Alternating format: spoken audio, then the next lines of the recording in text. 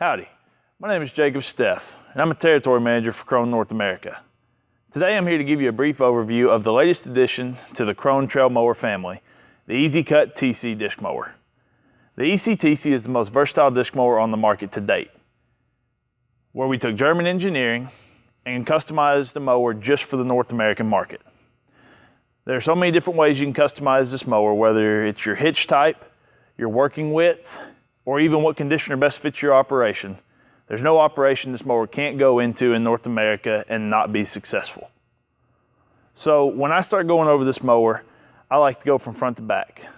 The first thing we'll start with here is the hitch. Whether you go with the simple and quick hookup of the drawbar hitch, or go with the stability that a 2-point offers you. Both of them are very reliable hitches. In Texas, we have a saying, if we can hook it behind the truck and pull it down the road, we're going to. So what KRONE has done is offered a drop-in pin transport hitch, where whenever you're done at the end of the day, you swing your mower hitch to the back, lock it in place. There are 2 pinholes here where the transport hitch comes out. It's a drop-in pin to go in your receiver hitch, and you go down the road. Now, regardless of whether you get the drawbar hitch or the 2-point hitch, it will come with a 90-degree swivel gearbox.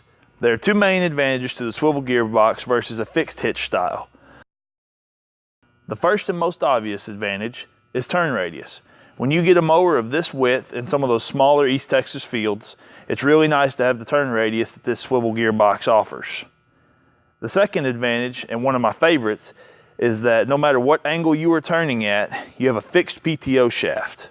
It will never get at an angle or get in a bind, which greatly reduces the wear and tear of the shaft. So as we work our way back down the mower, you'll notice not only the sturdy, robust frame, but you'll also notice that there's no belts that power this mower. KRONE North America uses what we call shaft drive, which is where from the PTO shaft of the tractor, comes through the gearbox, down these drive lines, down the tongue of the mower, into this gearbox here, which goes directly to the cutter bar and powers the gears. This is a much more efficient way to use what horsepower you have. So if you're being more efficient with less horsepower, you're saving fuel, which at the end of the day puts more dollars in your pocket. So as we work our way down to the cutter bar, there's one other unique feature I'd like to point out about the ECTC, and that would be the hydraulic cutter bar option here. As you can see with your indicator here, the green means your cutter bar is as level as can be. That's in your most neutral position. And red means you're at the most pitch that you can be. That's as close to the ground as you can cut. You can make all these adjustments from inside the cab of the tractor with your hydraulic remote. That's really handy when you start talking about going from field to field and doing different crops where you may be doing a Sudan and want 3-inch stubble. You can adjust it for that, but then you may go over into a grass field and want 2-inch stubble. All you have to do is adjust it with that hydraulic remote.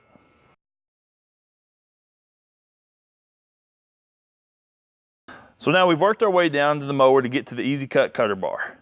While we did make this cutter bar more Americanized by adding larger disc and a wider cutter bar, it still maintains the core features for KRONE cutter bars. It is still a low profile, wedge-shaped, 1-piece cutter bar with large idler gears that run at lower RPMs that run cooler and power the independent satellite pinion gears. This is what helps our cutter bar to be so power efficient, is that each pinion gear is only carrying the load to run that disc versus a setup where one pinion gear is carrying the load to power all the disc. Another shining feature for KRONE cutter bars is our SafeCut hubs. SafeCut hubs are designed to minimize damage if you're going through the field and you hit an obstruction. The way SafeCut hubs works is, let's say you're mowing through the field and you hit a fence post.